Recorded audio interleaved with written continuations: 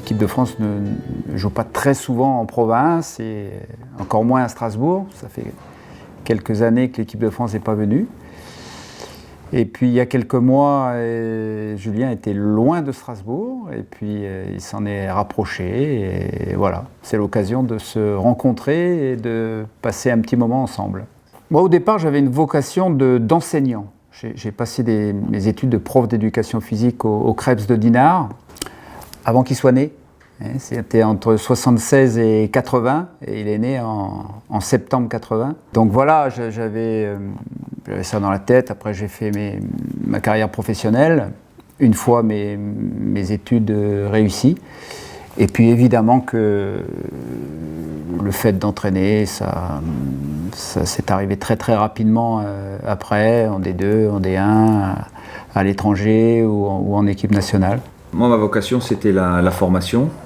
Je me voyais faire une carrière de formateur, une longue carrière de formateur, ou en tout cas, j'espérais faire une longue carrière de formateur. Et il se trouve qu'au gré des années, au gré des saisons, mes envies ont été modifiées. Et c'est à Rennes, principalement, lorsque j'ai pris en charge la réserve, que l'envie de voir ce qui se passait au-dessus et l'envie du monde senior est apparue. Voilà. Donc ensuite, j'ai eu une opportunité dans ce club-là qui n'était absolument pas prévu à la base, qui s'est bien déroulé, et c'est de cette manière-là que j'ai embrassé une deuxième carrière après celle de formateur, à savoir celle d'entraîneur professionnel. Ce qui est sûr, c'est qu'à partir de 88, c'est-à-dire qu'il avait 8 ans à ce moment-là, il a grandi dans ce milieu-là, quoi. Donc il a grandi avec un père qui rentrait le soir, pas très tôt, et qui était plutôt content quand il avait gagné un match et pas très content quand il avait perdu un match. Donc il a un peu grandi là, dans ce milieu, avec ce caractère-là. Et bon, probablement que ça l'a un petit peu touché pour le reste de sa carrière aussi. Moi, mes premiers souvenirs, c'est quand il entraînait Annecy.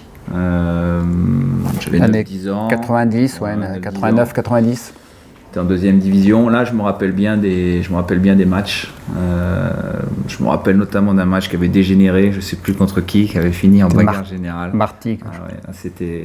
C'était un souvenir marquant, et c'est pourtant pas ce football-là que j'apprécie, mais ça m'avait marqué.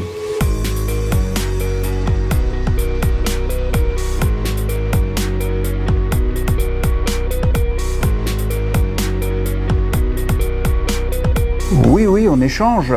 Alors la difficulté, quand il faut prendre une décision, que ce soit dans une sélection ou que ce soit dans un club, la personne qui est en face n'a pas forcément tous les éléments. Donc on peut donner un avis, on peut donner ce qu'on ressent de l'extérieur, mais on n'a pas tous les éléments. On ne vit pas au quotidien. Moi, je ne vis pas au quotidien avec les joueurs de Strasbourg. Lui ne vit pas au quotidien quand la sélection est en rassemblement avec les internationaux.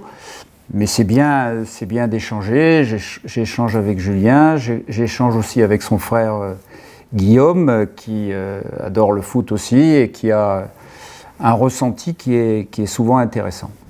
Pour bien comprendre les choix, il faut vivre la situation, il faut vivre le quotidien.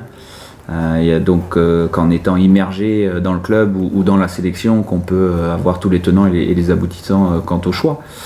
Après, bien évidemment que moi je m'appuie aussi sur son expérience, sur son vécu dans certaines situations, mais j'ai aussi moi mon propre chemin à tracer, j'ai vécu mes propres expériences, j'ai fait mon propre cheminement, j'ai aussi ma perception des choses, mais je serais idiot de ne pas m'appuyer par moments sur de l'expertise, sur de l'expérience. Pour autant, lorsque je prends mes décisions, je les prends en mon âme et conscience, après avoir analysé tout ce que je pouvais analyser pour qu'elles soient les meilleures possibles.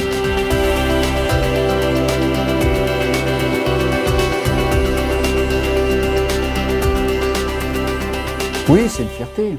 Oui, parce que ça partait pas dans cette trajectoire-là, au départ. Il l'a bien expliqué d'ailleurs. Il était plutôt dans la formation, il était plutôt dans le quotidien, etc., sur le terrain, faire progresser les jeunes. Et puis, petit à petit, sa trajectoire a été un petit peu modifiée.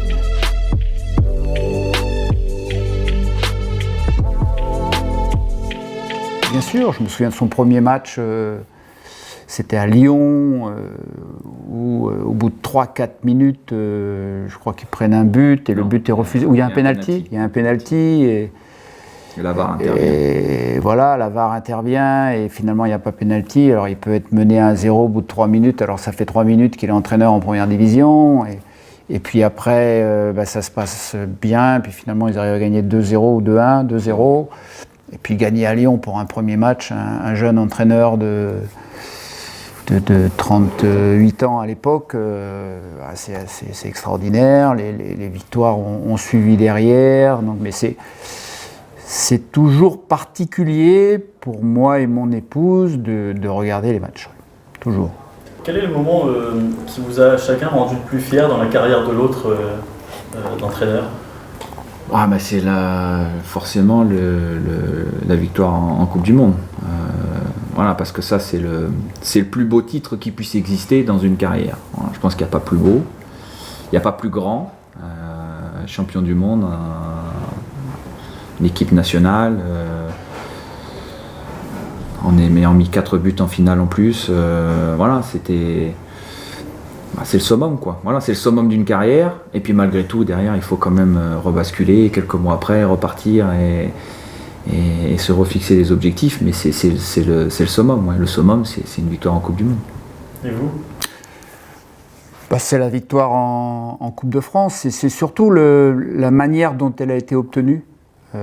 Parce que mener 2-0 au bout de 20-25 minutes par le Paris Saint-Germain, on a l'impression que le Stade Rennais prend l'eau de toutes parts et que ça va se terminer à 4, 5, 6. Et puis brusquement, avec un bon positionnement sur le terrain, revenir à 2-1 à la mi-temps et puis réussir à égaliser et puis ensuite les tirs au but. Le scénario est formidable et exceptionnel. Et bien sûr, vient s'ajouter la Coupe de France, l'obtention de la Coupe de France après. Et la particularité aussi, c'était en 2019, et la dernière fois que le Stade Rennais avait gagné la Coupe de France en 1971, j'étais au match. J'avais 15 ans à l'époque. C'était Rennes-Lyon. Et c'était un but d'André Guy qui avait marqué un penalty en frappant dans la chaux et il avait réussi quand même à marquer. Donc voilà, c'était un clin d'œil d'être présent en 71 et d'être de nouveau présent en 2019 avec son fils qui manage l'équipe. Donc ça, ce sont des moments qui restent. Voilà, il y a des victoires qui passent, mais ça, ce sont des moments qui restent. Au-delà du football, est-ce que vous avez d'autres passions en commun ? On en a au moins une. Laquelle ? On adore jouer aux boules. Ok. Voilà. Alors, quel est le meilleur des deux ? Ça dépend à quelle heure de la journée. Non, il y a la boule bretonne, c'est un jeu traditionnel de Bretagne, des boules assez grosses qui se jouent dans une allée. Un peu différent de la pétanque traditionnelle. Voilà, c'est un petit peu différent. C'est un petit peu différent. La taille des boules est différente, mais c'est deux jeux où on aime bien y jouer, notamment l'été quand on se retrouve. Et puis on aime bien surtout se challenger.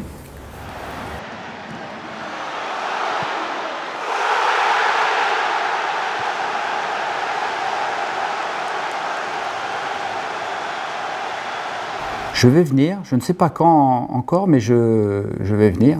Je viendrai en 2021 à la Méno.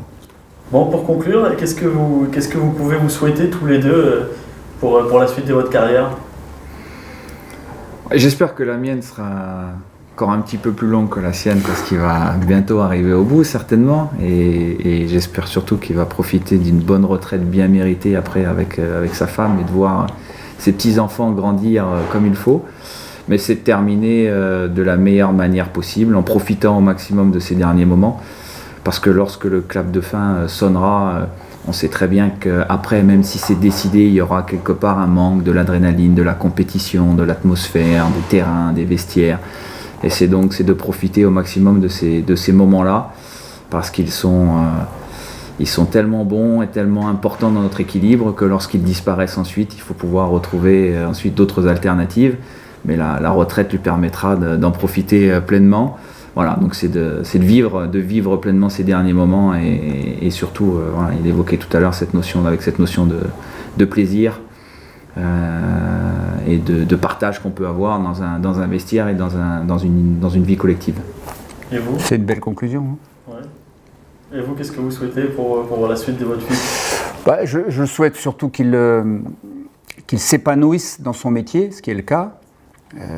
S'il pouvait encore gagner quelques titres ou quelques trophées, tant mieux.